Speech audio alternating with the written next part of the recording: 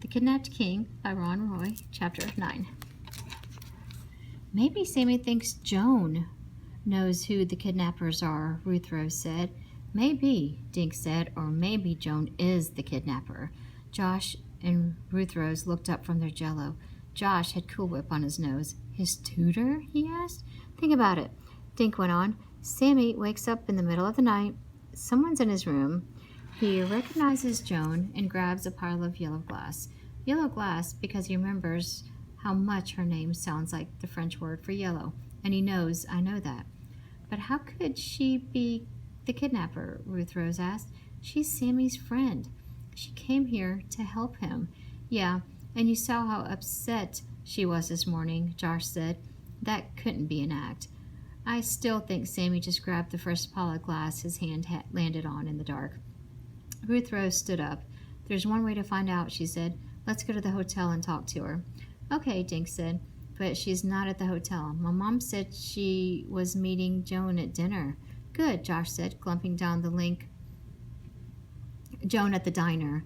Good, Josh said, gulping down the last of his jello. I can get an ice cream while we talk. The kids took Pal and hurried to Ellie's diner on Main Street. Dink glanced at the window, but he didn't see John Clinker or his mom. I wonder where they are.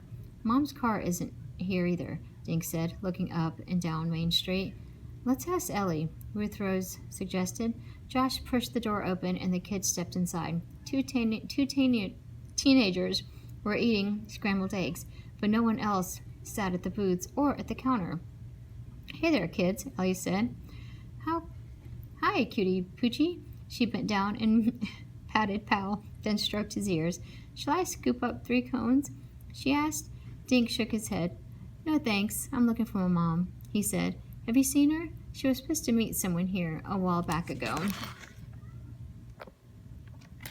Ellie shook her head. Nope, haven't seen your mother in a few days, she said. Maybe they're at the hotel, Ruth Rose said. Dink nodded.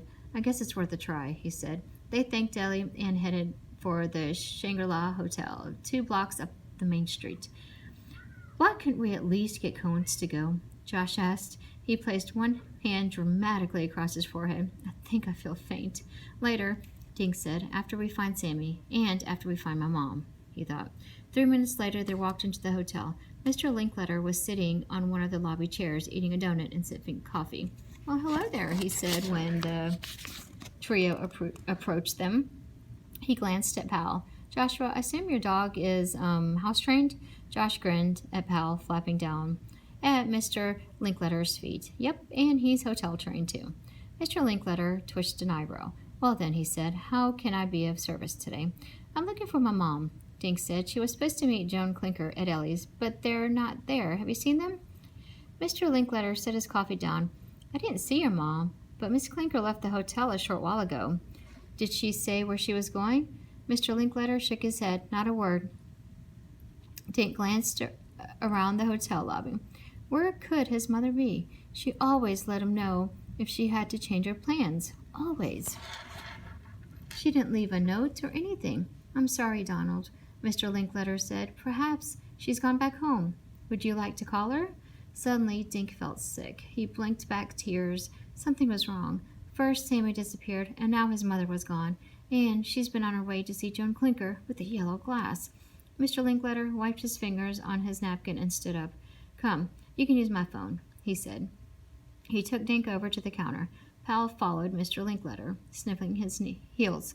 Dink dialed and listened for his mother's voice on the other end, but no one answered. He set the phone down and looked up at Mr. Linkletter. Where could she be? He asked. Chapter 10.